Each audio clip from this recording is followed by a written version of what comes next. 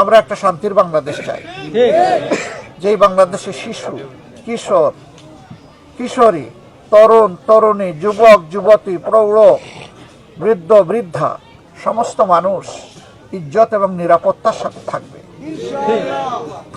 বিশেষ করে আমাদের মায়েদের নিরাপত্তা নিয়ে আমরা বর্তমান পরিস্থিতির উপর শঙ্কিত।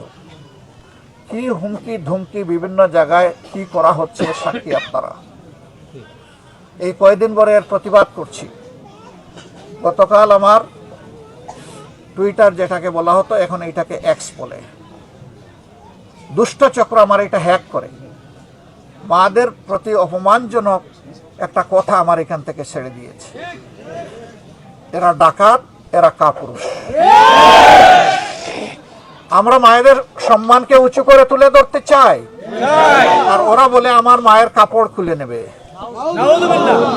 আমরা পরিষ্কার বলে দিচ্ছি, পুরুষ হোক নারী হোক সবার ঠিকানা ছিল মায়ের গর্ভ, ঠিকানা ছিল মায়ের বুক। এই মায়ের অসম্মান আমরা বরদাস্ত করব না।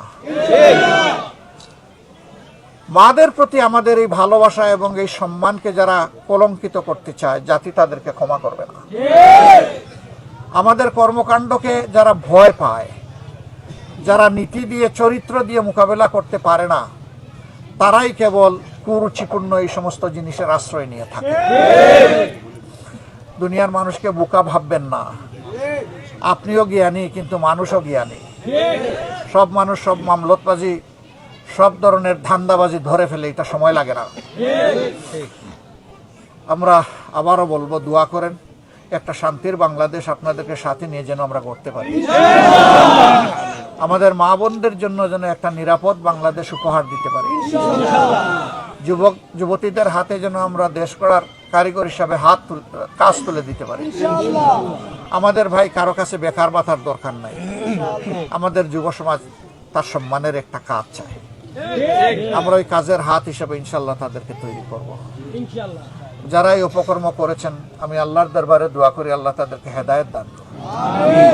যারা মানুষ খুন করে, ওই সময় হাদিসে এসেছে আল্লাহ তাআলা তাদের দিলের উপর থেকে ঈমানকে তুলে নিয়ে যান। তারা তওবা করুক, আল্লাহ তাদেরকে হেদায়েত দিন। তারা মানুষ হোক, তারা মানুষকে সম্মান করতে শিখুক, কল্যাণের ধারার রাজনীতিতে ফিরে আসুক, পৈশাচিক অমানবিক ধারার রাজনীতি তারা পরিহার করুক। আল্লাহ আমাদের সকলকে এই তৌফিক দান করুন।